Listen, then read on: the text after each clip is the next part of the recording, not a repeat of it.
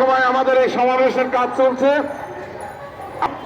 আমি মাওলানা ভাসানীর একজন আদর্শের সৈনিক, আমি শ্রমিক নেতা, আমি শ্রমিক রাজনীতির সাথে যুক্ত এবং ভাসানীর রাজনীতি আদর্শের সঙ্গে যুক্ত।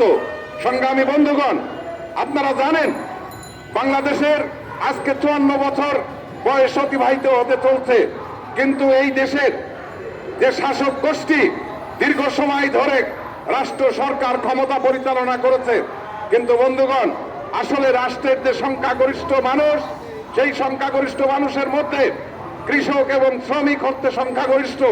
কিন্তু বন্ধুগণ দুঃখের বিষয়, এতটাই পরিতাপের বিষয়, আজকে সেই বাংলাদেশের যে শ্রমিক এবং কৃষকের রাজনীতির কোনো অস্তিত্ব এখানে নাই। আজকে মাওলানা ভাসানী যদি বেঁচে থাকতো তাহলে এই যে কৃষকের যে সমস্যা, শ্রমিকের যে সমস্যা, এই সমস্যা নিয়ে সে কথা বলতো।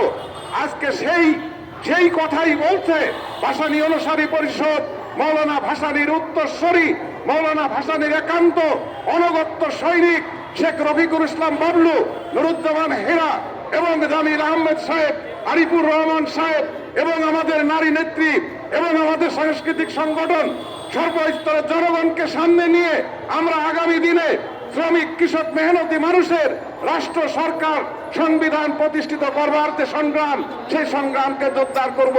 সংগ্রামী বন্ধুগণ, আপনারা জানেন বাংলাদেশে আজকে যে সমস্যা, আজকে যে একধাক যে আমলাতান্ত্রিক ব্যবস্থার কারণে, আজকে যে ব্যবসায়ী সিন্ডিকেটের কারণে বাংলাদেশে যে আজকে সমস্যা সৃষ্টি হয়েছে, এই সমস্যা সমাধানের পথ একমাত্র শ্রেণী বিভেদমূলক সমাজ এবং শ্রেণী বিভেদমূলক সমাজ এবং যে সমাজের আমলাতান্ত্রিক ব্যবস্থা, সামরিক অবসরপ্রাপ্ত কর্মকর্তা, বেসামরিক অবসরপ্রাপ্ত কর্মকর্তা যারা আজকে রাষ্ট্র পরিচালনার দায়িত্ব বহন করছেন এবং যারা 20 বছর আগে রিটায়ার্ড পেনশন হয়ে গেছে, তাদেরকে রাষ্ট্রে নিয়ে এসে তাদেরকে ভালো মানুষ হিসাবে খেতাব দিয়ে রাষ্ট্র পরিচালনার দায়িত্ব দেওয়া হয়েছে। কিন্তু আপনারা জানেন, আমরা অতীত থেকে জানি যত সরকারের অপকর্মের সমস্ত নাটের গুরু হলো আপনার হচ্ছে এই দেশের এই আমলাতান্ত্রিক সমাজ ব্যবস্থা।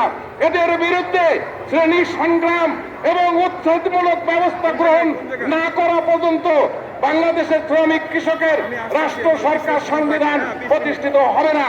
বন্ধুগণ, এক কথাই সত্য, এটাই সত্য। এর বিরুদ্ধে কোনো বারবার গণ অভ্যুত্থান হয়েছে। আমরা বলতে চাই বাংলাদেশের যে রাজনীতির যে ধারাবাহিকতা, সেই ধারাবাহিকতার মধ্যে অবশ্যই এখানে শ্রেণী সংগ্রাম এবং উচ্ছেদমূলক ব্যবস্থার মধ্যে দিয়ে এই সমস্যার সমাধান হতে পারে। মাওলানা ভাসানীর একমাত্র